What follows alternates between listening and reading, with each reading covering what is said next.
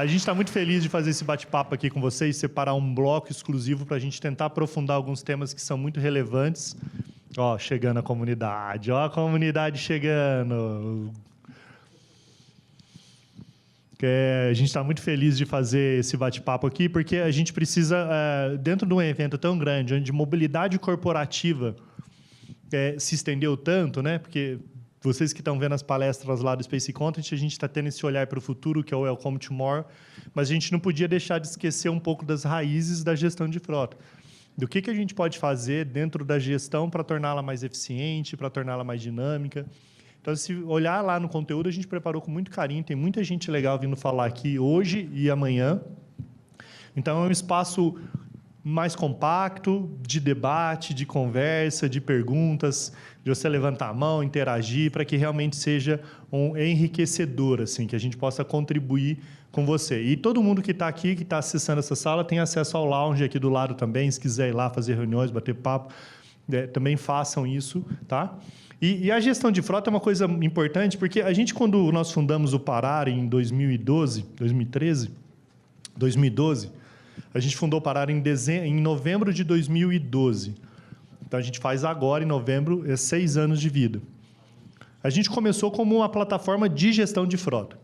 E a gente foi evoluindo junto com os gestores. Existia uma tendência no Brasil até então de marginalização dos gestores de frota. E não no sentido negativo, né, de marginal, mas no sentido de marginal mesmo, de ficarem ao lado da gestão da companhia. Então, normalmente, como talvez alguns que estejam aqui, pessoas que estavam trabalhando em outras áreas, financeiro, logística, contabilidade, em várias áreas, e aí eles pegavam e falavam, precisava alguém resolver esse problema, chama o fulano, e o cara ia lá, e a mulher, muitas mulheres na gestão de frota, né, as meninas que arrebentam na gestão de frota, eram chamadas e convocadas para fazer esse trabalho ali. E aí isso fazia o quê? Que não tinha profissionalização, só existia cobrança, tinha que reduzir custos. Então, quando o Parar nasceu em 2012, uma das primeiras coisas que nós fizemos foi a criação do PGF, que é o Programa de Formação de Gestores de Frota. Porque a gente entendia que a gente precisava dar ferramentas de empoderamento para esse gestor. Porque uma vez que ele tivesse essas ferramentas, ele pudesse aí evoluir. E com a criação do PGF, a gente começou a trabalhar junto com os fornecedores. Como é que os fornecedores poderiam evoluir também para proporcionar essas ferramentas aos gestores? E nós criamos um problema para muita gente, inclusive para nós. Porque nós começamos a formar gestores muito mais inteligentes e que começaram a ter um olhar muito mais crítico. E a gente começou a ser cobrado também nas soluções que a GoSat, por exemplo, desenvolve. E não só com a gente, isso com vários fornecedores que eu converso, que acompanham a gente desde o início, falam disso. Tem um tal de grupo de gestores de frota, que a gente criou isso aí lá em 2014, que, pelo amor de Deus, brinca com os meninos. Brinca com os meninos para ver, né? E sabe como que é? Quem não conhece o grupo aí, a hashtag deles é Respeita o Grupo. Respeita o grupo. Então, vai brincar. Vai ser um fornecedor meia boca lá. Vai ser um fornecedor que falha. Ele tem 250, 300 gestores que ficam sabendo disso no outro dia. Mas tudo isso era para gerar empoderamento. A gente queria que os gestores estivessem mais empoderados. E aí a gente criou o PGF, a gente foi evoluindo nos eventos, e a gente foi evoluindo também no conceito. E uma das coisas que a gente já fala há algum tempo, já há uns 3, 4 anos, que o gestor de frota não é o gestor da frota. O gestor de frota é um gestor de vida. Porque você não... Eu disse isso na minha palestra ontem, né? O automóvel, ele é um meio. Ele não é o fim. Então, você não pode cuidar do carro sem imaginar que alguém dirige aquele carro e que aquele carro leva alguém, né? Conduz alguém. Então, se você olha por esse prisma, a gente começa a pensar, peraí, mas num país que morre tanta gente dirigindo o veículo, mais de 300 mil sequelados... que tem um papel importante. Existe um propósito nisso. E faz alguns anos que a gente tem tentado resgatar nos gestores essa causa, esse propósito. É fazer com que os gestores percebam o seu trabalho muito além do que cuidar da manutenção, do combustível ou da revenda do carro. Tudo isso é importante e são KPIs que vocês precisam ficar monitorando. Faz parte lá do controle de custos da frota.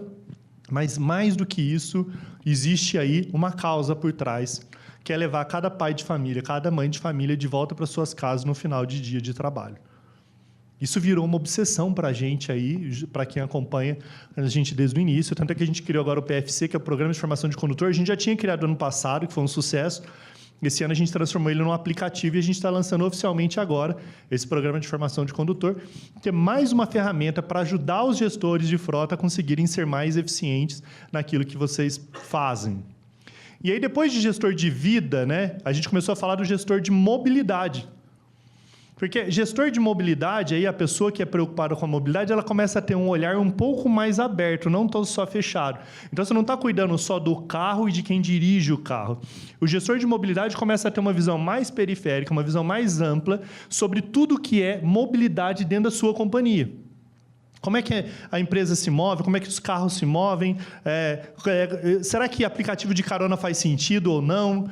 Então, você tem aí gestores que, como o Wellington, que ganhou o prêmio de gestor de mobilidade o ano passado, que é da Bela Agrícola, e é um dos gestores super respeitados no grupo, não é porque ele tem essa cara de sério, é porque ele realmente é muito eficiente. O Wellington começou a mexer nisso dentro da empresa. Ele começou a falar, peraí, mas eu já cuido da manutenção, eu já cuido do combustível, eu já otimizei a frota e diminuí o sinistro e o número de multas. O que eu posso fazer mais? Aí ele começou a ir para a gestão da mobilidade. Aí ele começou a fazer car sharing, começou a pegar os carros dos executivos, criar carro compartilhado, começou a usar tecnologia, chamar fornecedores que ajudavam ele a entender a gestão da frota numa perspectiva mais ampla que a da mobilidade. E eu queria fazer essa abertura para vocês, porque eu queria primeiro dizer isso, assim, que talvez muitos começam a chegar dentro do Parar. Quem não fez aqui PGF, nunca teve contato com o PGF, levanta a mão, por favor. Alguns que nem sabem, talvez, o que seja o PGF. Não viram ainda, não foram lá estudar. Então, sempre está chegando gente nova. E, às vezes, a pessoa está chegando na base da pirâmide e a gente está falando lá de cima já. A gente está falando quase da ponta da pirâmide. E o cara está chegando agora falando assim, mas, pô, peraí, cara, eu ainda estou preocupado lá em resolver o problema da manutenção do meu carro. Então, eu gosto de fazer essa introdução para mostrar, primeiro, por que a gente está discutindo temas tão mais amplos. E segundo, o quanto que você precisa correr agora para alcançar a gente. Para começar a falar, pô, eu vou lá, vou arrumar a gestão de frota da minha empresa, agora eu vou começar a entender que vida é o mais importante e vou implantar uma cultura de segurança dentro da minha empresa que faça sentido e vou começar a olhar a mobilidade de uma maneira muito mais ampla, porque eu quero ser um profissional diferenciado na minha companhia. E olha, a gente tem uma grande oportunidade, todos que trabalham nessa área, todos vocês aqui, eu não me canso de falar disso, porque eu acho que existem oportunidades incríveis dentro da empresa nesse tripé que eu disse. Frota, vida e mobilidade. Cultura de segurança, gestão de frota e gestão de mobilidade. Todos os profissionais que eu vi que começaram a investir pesado nisso ficaram super valorizados. Eu tentei contratar um Wellington, vou confessar para vocês agora. Quando ele falou que ganhava, eu falava, desculpa, Wellington, não tem jeito. Ganha muito, cara. Essa parte você não falou. Tô brincando.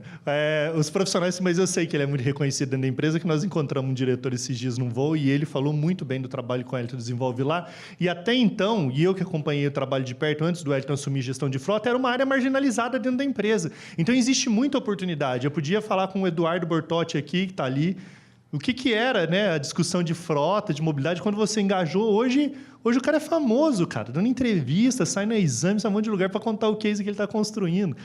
Eu estou dizendo, e esses exemplos reais que estão perto da gente, é o que a gente vai discutir hoje durante o dia, está muito próximo de cada um de vocês se tornar um protagonista nessa história.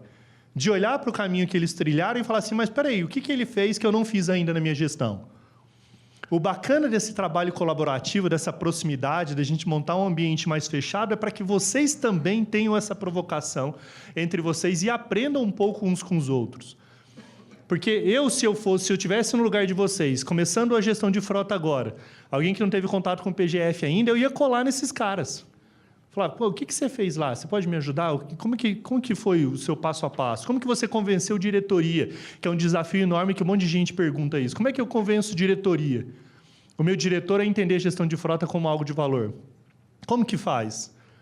E aí eu tenho uma ideia, que convencer... Hoje a gente vai ter o Dr. Carlos Tudisco, vai estar aqui, vai ter vários momentos e tal. Eu acho que a área jurídica é o pulo do gato para convencer a diretoria.